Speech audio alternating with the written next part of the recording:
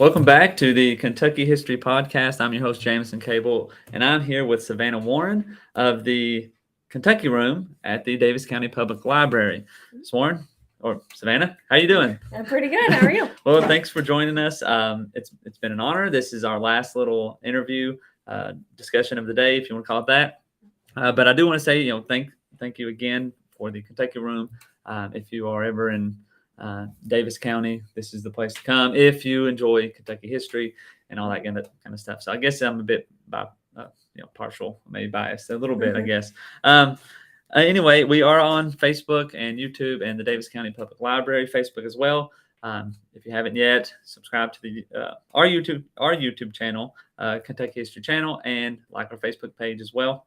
Trying to get as much Kentucky history out there as possible. Like I said before, I always want to talk about the person's connection to Kentucky. So, Savannah, what is your connection to Kentucky? Well, I was born here in Owensboro, raised in the west end of the county in Sargo. Mm-hmm. The Warren side of my family has been here for a long time. They were part of the Maryland to Kentucky Catholics. Oh, okay, yeah. So cool. That part's been here. The other side of my family, the Shepherds, came from Germany down to Gotcha. Ohio. So Yeah. the Warren side's been here a long time, and born and raised, went to high school here. And remain here as well. Yeah. Well, that's the Kentucky tradition is about it. My family's been, I live 2-3 miles from where I grew up. My family's been there for ages. I don't know. Some of them came from Germany. Some of them came from England. That's just the way it goes. Let's talk a little bit about Owensboro, Davis County history, not Davies, right? That I know that's a typo, misspelling, right? His name was Joseph Hamilton Davis. It's Daviess, but when they were doing the paperwork to make the county, they spelled it differently. And I think there's 3 different counties in the United States that are named after him, and they're all spelled the same way. That is terrible. Why aren't people checking their clerical work? I think they passed a law later on that basically either spelling would work. You could use it on documents. Yeah. So. No, and my thought is, once they figured out that it was misspelled, why didn't they go back and say, okay, I don't know. Let's just flip those vowels around? That'd been a little bit easier. They must have done it on purpose. Which there is actually, and it's leaving me, and I should know this, but there is another county in Kentucky that is misspelled. But I cannot think of it right off the top of my head.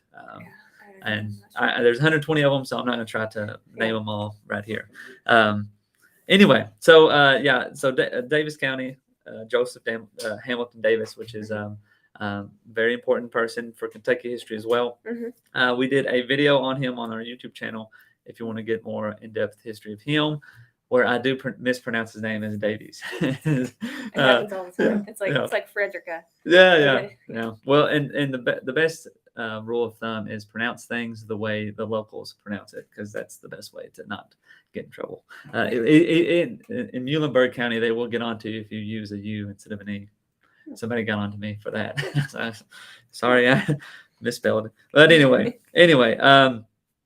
he was important. He died in the Battle of Tippecanoe. He was involved in the Hamilton or the Byrd trial of treason and all that kind of stuff, which people may not know was a pretty big deal in Kentucky, because that all the trial and stuff happened. You had Henry Clay. That's an episode on its own. But, he was a lawyer, orator. He owned, I want to say, like 50,000 acres. Wow. A lot of land. I don't know exact off the top of my head. But a lot of land here, right around when Davis County was formed, a little before, and he actually represented Kentucky or Owensboro's this area's first settler in a murder trial. Wow, that's got him off. So, so he's Bill innocent. Smothers, He's innocent. Bill Smothers, yeah. Okay. Which it's one of those very rare things. Like whenever I go back and look at what county this county is named after, many of them are about Revolutionary War heroes. So you can imagine that Benjamin Lincoln never set foot in Lincoln County. Marquis de Lafayette, he did actually come to Kentucky. He's a rare one, but you don't find too many counties that are actually named after somebody who was here and lived here, and that's Davis County is one of the few. There's about a handful, honestly. I think he lived here for about 3 years. Mhm, But that's mhm. about it. And owning a bunch of land that Yeah. and helping the founder get off for murder. I guess he's earned his county name. Yeah. Before all that, though, I believe if we want to get into like Native Americans, Shawnee was in this area as well. I mean, there's a bunch. You could say probably Chickasaw. Cherokee were more eastern Kentucky, so not as much there, but there were definitely settlers before. This Frederica right out here was a buffalo trail. Okay. There was a lot down in Hartford. There was a fort, and that's where a lot of people settled, and they would come up here and follow the trail to Yellow Banks. There you go, which we're going to get into right now. So yeah, the first European descendants was William. Say the last name again. Smothers. Smothers. Smothers. It kind of depends on who you talk to. Yeah, and that was in 1797. So pretty. Hartford was basically too populated for him, and he wanted to get away from everybody, so he came out here to be by himself. And sounds a bit like Daniel Boone. It did not want to be around anybody. But it's originally named Yellow Banks. Why Yellow Banks? That's for this reason right here. This is the color of the soil, and as people were coming down the Ohio River, there was an area where kind of like a safe harbor in this area, and the banks were all yellow, and it was just point that you could point to and say, stop there, it's safe. The banks are yellow. It just ended up being called Yellow Banks, and it was known for a good place to stop. And then by the time Bill Smothers had his cabin there, it was right on the river, and people come up and they'd talk to him for the day. And it grew from there. Grew from there. Is his cabin still there? Is it? No, it's right where the VFW is. There was a ravine right there, and it was basically right on that spot where the VFW is. Yeah. Well, that's one of those things. If you can find a place, the person who settled in Mount Vernon, Kentucky, his cabin, it was there for a long time, but then eventually they just go to waste. And unless they have something that's helping sustain them, they'll all eventually go.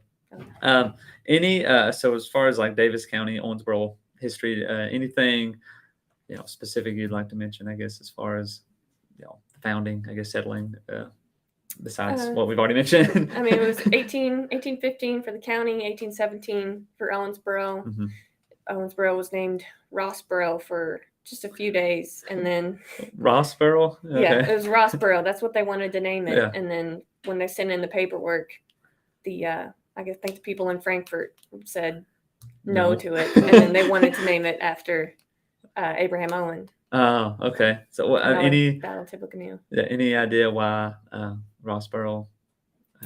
I forget the guy's name. He was only it was just a local guy, and they wanted to name it after him, and then they just said no. No, come on, Frankfurt. That'd be so cool to be Rossboro. I don't know of any other Rossboros. But it did the spelling. They did change the spelling to Owensboro. They dropped the UGH for. I think that happened to a lot of places. It was BOROUGH.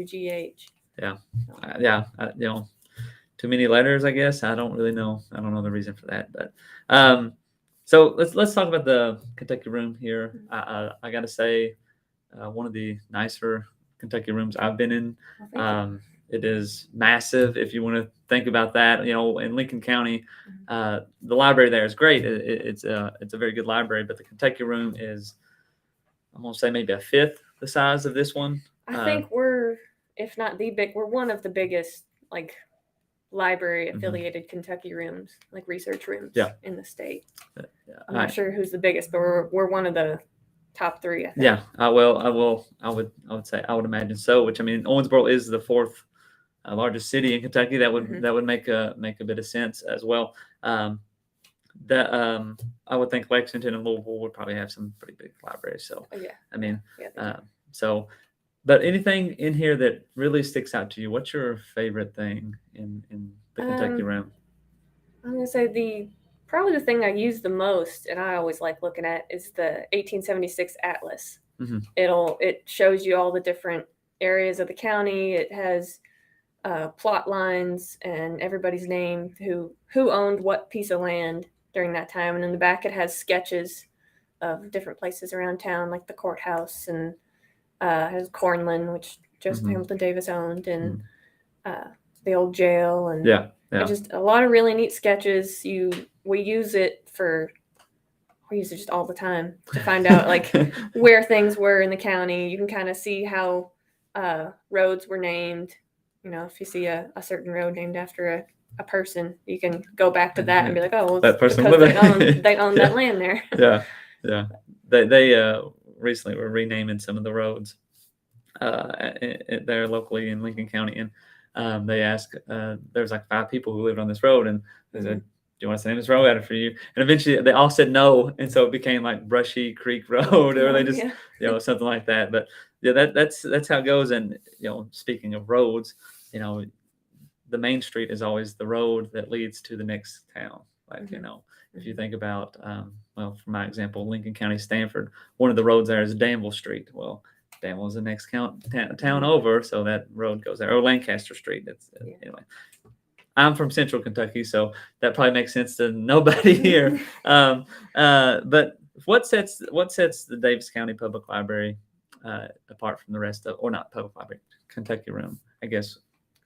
Just other than being volume. The largest, we do have a pretty large collection. I know we're open the same hours as the library, so I know a lot of other research rooms have limited hours. They have limited staff. We're very lucky that we have a staff of 5 people. We're here open as long as the library is, and we do research for free. And we've been actually really busy lately. So that's good. A lot of people are wanting to get out and get research and know more history. So that's good. That's exactly what the podcast and so forth is trying to get out that history. I'm definitely a book nerd. What is the coolest Kentucky Room book you got in here?